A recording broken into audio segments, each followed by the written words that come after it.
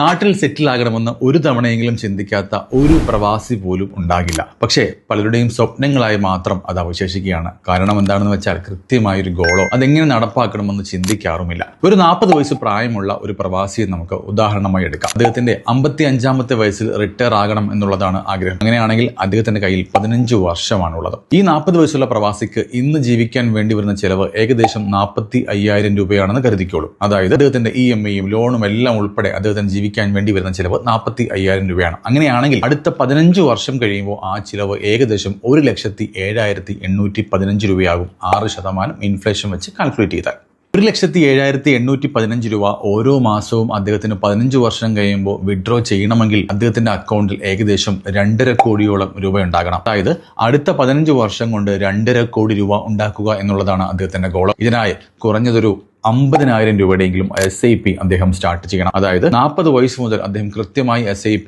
55ാമത്തെ വയസ്സ് വരെ ചെയ്യാൻ സാധിച്ചാൽ അത് 2.5 കോടി രൂപയാകും. അതായത് അദ്ദേഹത്തിന്റെ ജീവിക്കാനുള്ള ഇന്നത്തെ ചെലവ് 45,000 രൂപയാണെങ്കിൽ SIP-യും ഏകദേശം സിമിലർ ആയിരിക്കണം. നാട്ടിൽ എപ്പോഴെങ്കിലും സെറ്റിൽ ആകണമെന്ന് ആഗ്രഹം മാത്രം കൊണ്ടു നടക്കാതെ കൃത്യമായ ഗോളും അതിനോടൊപ്പം ഉണ്ടായിരിക്കണം. Thank you.